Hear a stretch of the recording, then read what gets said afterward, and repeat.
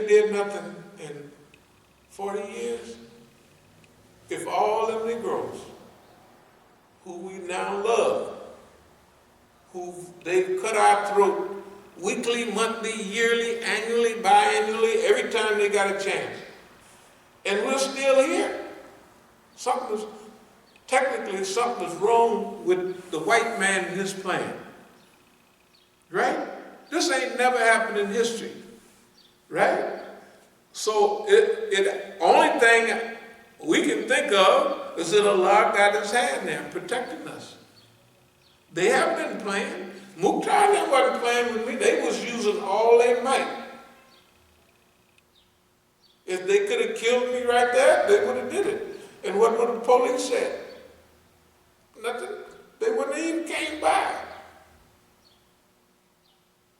When they raided the Masjid, the Negroes, a few carloads of police came by, and the woman police took a picture with a little phone camera, and the other police blocked the way so the people that had all the guns that was attacking the Masjid could run away.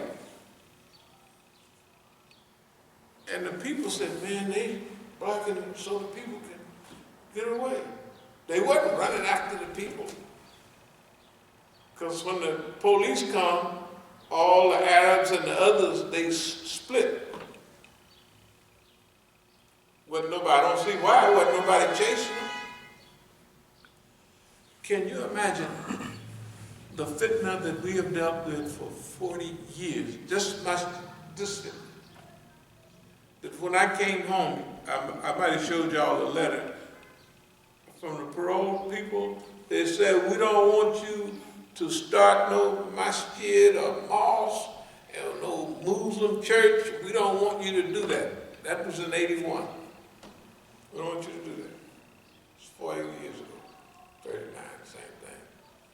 But I'd already been out this a little before that. This is going back to I got out and opened the masjid in 1980. When I opened the masjid, all of a sudden I'm back in jail. I left that out. And they're saying the reason they was giving on there that I did this, that, and other, my kids were sitting there listening. And they was old enough to know what was going on then. They said, yeah, Dad, they said such and such and such. And then they said, well, we can't keep him with that. So you gotta boost it up a little. That's what they're saying in my house. Then didn't make a difference. But what you read, you saw it said, we do not want you to be. You take care of your physical stuff, and we want you to get a job. That's what they said. Okay. That's from then. Forget about the other years before when we were dealing drugs and I was going to tell on them and stuff like that. Then they went around to all the people that was working with me, the other dope dealers, they said, oh, so you're going to be a witness for Big Hank over there. Well, you ain't going to deal no more dope, I know that. If you testify for him, why, do you have some trade or something that you do, some office work you can do? No, I do dope, you know, y'all know what I do. Well, you can't testify for him and do it, but if you just don't testify, why, we turn our head for 3-4 years. They're friends, they're nice guys, but they say, shoot, man, that's a license. I have 3 years, 4 years of dope dealing license. Do you know how much money I could make in that period of time? I don't have to run and jump over fences and duck behind. That's what the police told all of my witnesses. So I'm sitting there with all of this information. That's why we did so much information this time. Redundancy. Why? Over and over again. So the stuff piled up. We got enough stuff on them to win 50 cases. Why? Because we already went through this in '73 when they come around. This is not new. This plan starts back some time ago. This is not nothing new. That's why we don't jump up and down about stuff that happened. But in January, when they assassinated Soleimani, that's the sign. We've been talking about it, and that's what it is. So something's going to jump off. So that's why I stayed here. I was going back to California, remember? I was headed back, going back to California, finish up my case and stuff. Going to beat the white man in court, going to make fun of him. It don't make no difference. Then this stuff started happening. I said, this has never happened in history. And then you wait a while, and then you have to think about it. Wait a minute. What is the situation? When it said, let's reason together, that means let us discuss, let us analyze, where is the world today? Where is it? Okay. The United States is in a fight with China. They didn't pick with China. And this is calling names to China, and China said, look, man. So the U.S. think they bad. They was able to, in '98, to break the back of the tiny tigers, you know, Malaysia and all them. They was really doing good. And even, what's her name? Mutahir Muhammad said, yeah, man, the Jews done us in. He said, what's that? Soros. He said, Soros did us in. But that's a code name for Yahoo. That's in '98. Can you imagine the tiny tigers all of Malaysia? Well, Singapore is still doing good, but they cut them back. A couple years later, they hit Japan. Remember how everything was Japan, Japan, Japan? 20 years ago? 25 years ago, everything was Japan. Japan was buying up hotels, Japan was buying up such and such. And they had gave that to Japan. How? America just ruined itself. It had all these big raggedy cars, get 9 miles a gallon, 4-barrel carburetors, 500 cubic inches engines. That's the way the Cadillac, even in my day. One year, the ones before 1970 was 472 cubic inches. After that, they was 500 cubic inches. Can you imagine? That's a big, giant engine. Then in '73, the oil thing, you know, with the Arab thing, boycott. Gas changed from 35 cents to I don't know how many dollars. It just said, man, that was a shock. And guess what? Negroes were still buying them old Cadillacs. The white people got rid of all that. You know what they was driving? Mitsubishis, Toyotas, everything but them big old American cars. America cut its own throat because those big old raggedy cars they made was designed to last 2 years. Then they would tear up. They did, when I first started buying Cadillacs, you get 5 years and 50,000 miles. That ain't nothing. But after 1970, 12,000 miles in 1 year. Right? It was by design. What do they call it? Design? Obsolescence. Yes, right. Design obsolescence. That you design into your product that it becomes obsolete after a year or two. You got to get another one. They was doing it for the money. For a while it worked. But when that gas jumped, Japanese is an island. England is an island. German has super technology. When I left here and I went to Scandinavia and I'd go through Germany, everybody over here was just starting to buy Mercedes-Benz. I said, man, Mercedes is taxi cabs over here. Like Ford and stuff, they're taxi cabs, like police cars. And everybody over there is jumping up and down about Mercedes-Benz. And Mercedes-Benz is a taxi cab over here, you know. But gas in England had been high all the time. Gas in Japan was high all the time. They're islands, they don't have anything on it. They had to make good cars so people can't afford it. Yeah. They can't afford it. They have to have a little bit of gas, take you a long way, and your car can't be breaking down. And them Hondas would run, you can see them out there now, they still running, Hondas. At least there was a few years, they was really a good car. You know, I hope they're still the same way. But American cars, even in the 80s, they was junk.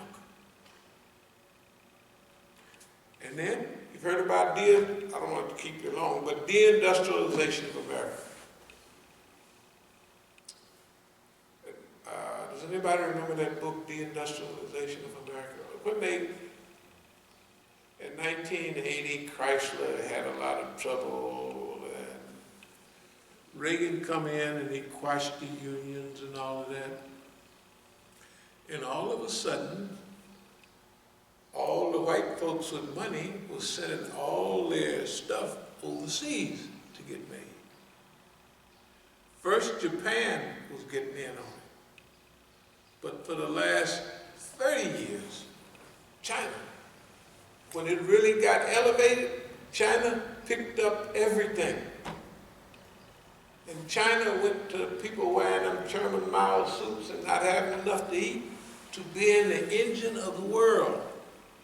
Can you imagine? They got a call in China for some masks. They was last week, a few weeks ago, right? Because couldn't nobody, ventilators, China make their ventilators.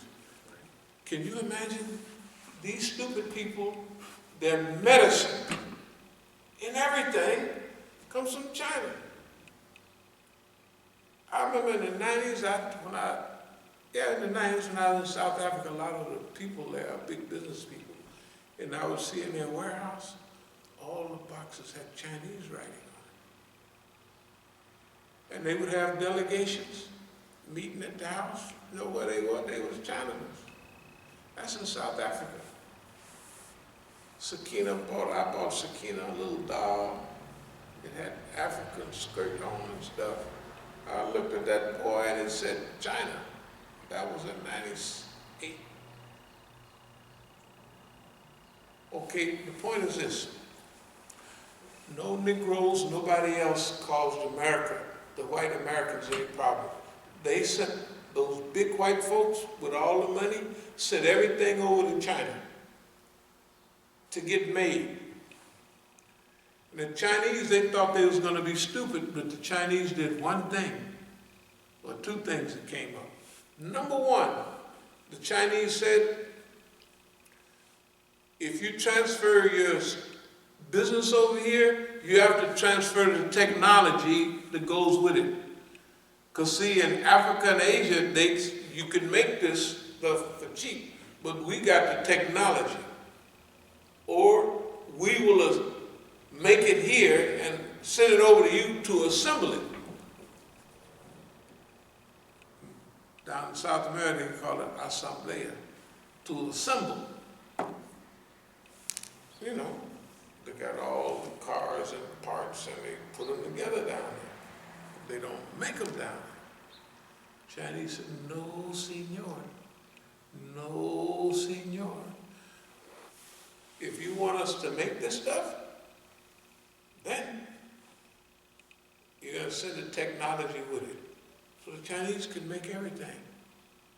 Now, the Chinese had tricked them. And they had the thing that they brought Donald Trump in to whoop on the Chinese is because